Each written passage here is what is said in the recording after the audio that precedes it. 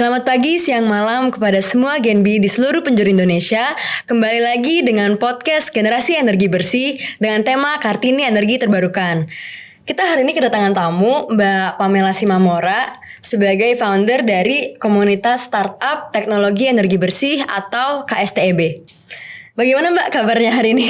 Kabar baik Ripka, terima kasih sudah diundang hari ini. Iya, terima kasih juga Mbak udah datang dan menyempatkan waktu untuk ngobrol-ngobrol sedikit ya Mbak tentang KSTEB. Nah mungkin pertama-tama aku mau nanya dulu, awalnya kira-kira Mbak Pamela tuh tertarik dengan energi bersih bagaimana ceritanya? Oh wow, ini long story sebenarnya Iya, kalau pertanyaannya gitu. Karena dulu sebenarnya saya kerjanya di industri oil and gas gitu ya. Lalu saya banyak belajar tentang climate change gitu ya, baca tentang climate change khususnya dari media-media asing seperti itu. Dan ketika saya belajar climate change, saya ngerti bahwa ini masalah serius gitu. Oleh karena itu saya kemarin bertekad gitu ya untuk masuk ke industri renewable energy.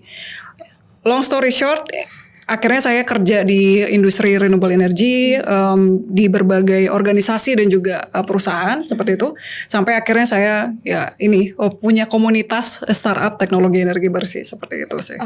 Oke. Berarti berawal dari karir Mbak yang tertarik juga dengan isu climate change juga, lalu karir perjalanan yang sangat panjang menuju ke mendirikan sebuah komunitas. Ya. Nah, komunitas startup teknologi energi bersih itu sebenarnya apa sih Mbak? Siap. Jadi untuk KSTB itu sebenarnya sesuai dengan namanya, itu kayak paguyuban ya. Jadi komunitas di mana teman-teman startup founder dan juga CEO gitu ya dari startup-startup yang memang fokusnya untuk di bidang energi bersih gitu ya. Kita gunakan komunitas ini untuk bisa mengumpulkan nih teman-teman startup ini bisa bertukar pikiran, bertukar informasi seperti itu ya. Dan juga kita memberikan seperti pelatihan-pelatihan juga, ada workshop gitu ya buat teman-teman itu bisa meningkatkan kapasitasnya mereka gitu sih. Jadi komunitasnya sendiri baru sebenarnya kita dirikan tuh Agustus ya 2022. Jadi 2022. Masih baru sekali, masih muda seperti itu. Berawal dari mungkin sekitar 30-an startup saja, tapi per hari ini tuh udah lebih dari 60 startup yang tergabung di komunitas kita seperti itu. Oke. Tadi Mbak ada mention tentang workshop ya Mbak di komunitas ini. Itu jadi sebenarnya fokusnya komunitas ini tuh lebih ke sharing-sharing atau kalau workshop berarti pelatihan begitu kah Mbak atau bagaimana? Iya, jadi bentuk kegiatannya sebenarnya macam-macam, bukan hanya workshop. Workshop salah satunya, tapi kita juga ada advokasi juga seperti itu ya. Jadi kadang-kadang kita melakukan pertemuan tertutup dengan policy makers di Indonesia, khususnya yang ada kaitannya dengan startup dan juga ada kaitannya dengan clean energy seperti itu. Saya ambil contoh misalnya kita pernah audiensi dengan DPR seperti itu ya, Komisi 7 gitu ya, bersama teman-teman dari KSTB. Nah ketika itu kita coba memberikan ruang nih sama teman-teman startup bisa langsung berdialog gitu ya dengan lawmakers bahkan ya, bukan policy makers lagi tapi lawmakers, untuk kemarin kita bicara tentang RUU EBET seperti itu. Jadi kita memberikan masukan kita sebagai komunitas bagaimana agar RUU EBET ini lebih inklusif lagi, lebih inklusif lagi dan juga bisa membantu teman-teman startup ini bisa berkembang lagi, lebih berkembang lagi di Indonesia. Kurang lebih gitu sih. Tadi balik lagi ke pertanyaannya, jenis kegiatannya sebenarnya banyak. Jadi tadi ada advokasi, ada workshop gitu ya. Kita juga sering melakukan ada campaigns ya. Jadi kadang-kadang live Instagram gitu. Karena kita punya Instagram sebenarnya. Nih kalau teman-teman tertarik gitu ya, pengen tahu lebih jauh tentang KSTB, bisa masuk ke Instagram kita KSTEB Indonesia seperti itu. Digabung semua Mbak, huruf kecil? Enggak digabung. Mungkin di search KSTEB aja mungkin akan muncul. Ketemu. Yes, Mungkin gitu. teman-teman Gen B kalau kepo bisa langsung cek Instagramnya di search KSTEB. Yes, gitu. Nah itu di situ kita biasanya posting kalau misalnya ada acara-acara yang terbuka untuk umum, kita akan posting Jadi teman-teman nih bisa gabung juga gitu untuk melihat atau bahkan bisa diskusi langsung sama startup founders gitu ya. Misalnya kalau ada apa sih teman-teman Gen B ya, tertarik pingin jadi entrepreneurs tapi di bidang clean energy gitu ya. Itu bisa banget ikut acara kita gitu ya. Nanti bisa berdialog langsung sama teman-teman founders gitu ya. Bisa, Yang Mbak. Walaupun mungkin dari kalau teman-teman Gen B belum rintis gitu startupnya itu. bisa banget. Jadi even kayak mahasiswa misalnya gitu, dia masih kayak pingin tahu aja sih apa sih startup gitu ya. Startup clean tech tuh kayak gimana sih?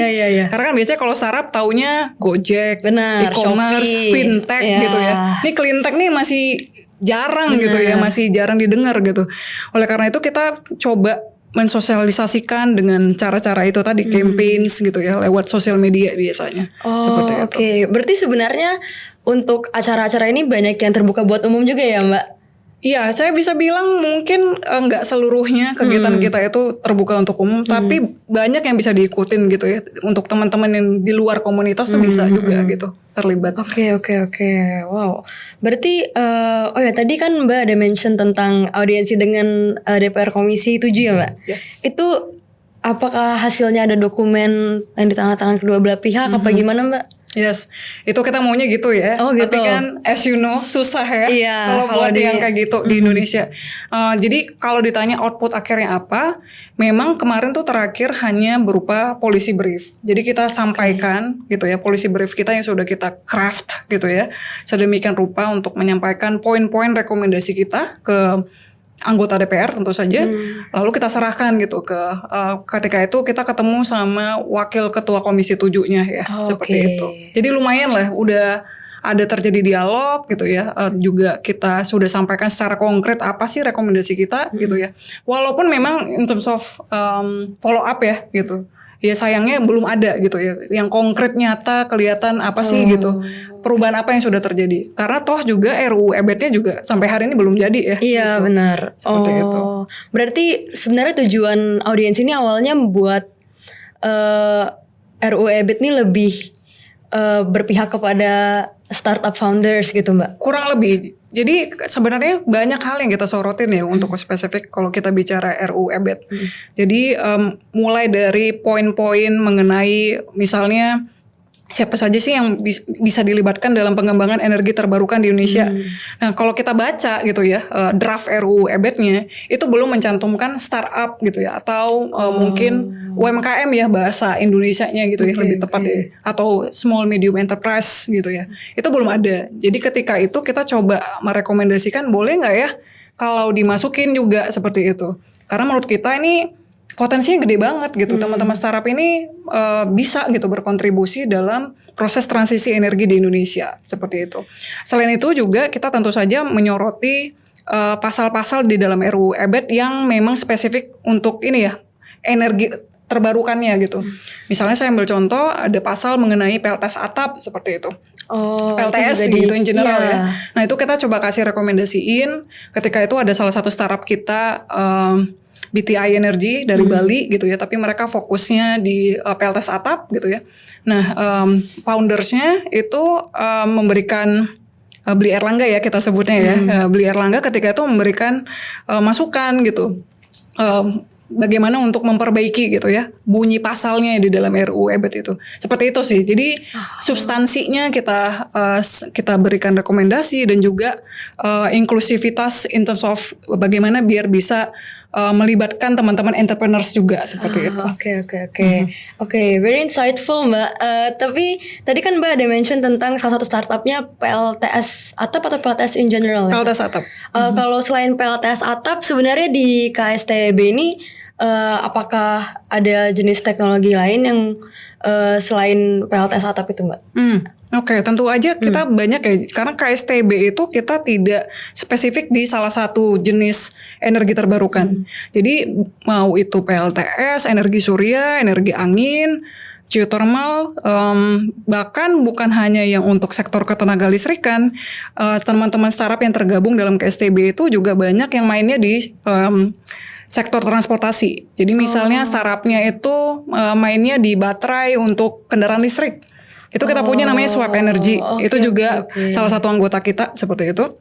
Dan juga misalnya startup-startup yang bergerak di industri dan building. Biasanya tuh lebih ke energi efisiensi seperti itu. Kita punya banyak juga, ada Automa, ada yang lain-lain juga seperti itu ya. Ada STEM juga gitu ya. Dan itu kita melihat sekali lagi itu potensinya gede sekali di Indonesia. Dan kalau berdasarkan salah satu studi yang pernah dilakukan di Indonesia, dari tahun ke tahun jumlah startup clean tech di Indonesia tuh makin banyak, bertambah terus. Yes. Ternyata banyak ya Mbak yang banyak jenis startup dari energi terbarukan yang masuk juga di KSTB ini. Benar. Dan itu bahkan mungkin belum semuanya yang di Indonesia, banyak yang lain juga gitu. Iya, saya asumsikan sebenarnya jauh lebih banyak ya startup clean tech ini. Kalau di misalnya di tadi saya bilang di awal anggotanya sudah kurang lebih 60 plus gitu ya. I think kalau kita menjangkau seluruh Indonesia itu mungkin jauh lebih banyak gitu ya, ada ratusan sepertinya ya. Walaupun anggota KSTB sebenarnya per hari ini itu dari seluruh Indonesia juga sebenarnya. Walaupun banyaknya mayoritas di Jawa ya, saya bisa bilang Jakarta, Surabaya, Bandung nggak terlalu banyak. Jakarta deh, Jabodetabek gitu ya, mayoritas domisilinya. Tapi ada juga anggota kita dari Sulawesi gitu ya, ada yang dari NTT, ada dari Kalimantan, jadi banyak gitu, seperti itu. Ya mungkin sekian itu aja dari podcast Generasi Energi Bersih dengan tema Kartini Energi Terbarukan hari ini. Terima kasih Mbak Pamela sudah meluangkan waktu untuk datang dan sharing ya tentang komunitas startup teknologi energi bersih. Dan juga tentang perempuan di bagian energi. Sama-sama Rifka, semoga membantu ya tadi ya. Sangat membantu Mbak, sangat inspiratif juga tadi sharing-sharingannya. Mungkin dari Mbak Pamela sebelumnya ada closing remarks dulu. Closing remarks apa ya, mungkin tetap semangat gitu ya buat teman-teman yang tadi tertarik gitu masuk ke sektor energi. Mungkin selain pilihannya tadi cari kerja, mungkin bisa membuat atau menciptakan lapangan kerja gitu, jadi entrepreneur seperti itu sih.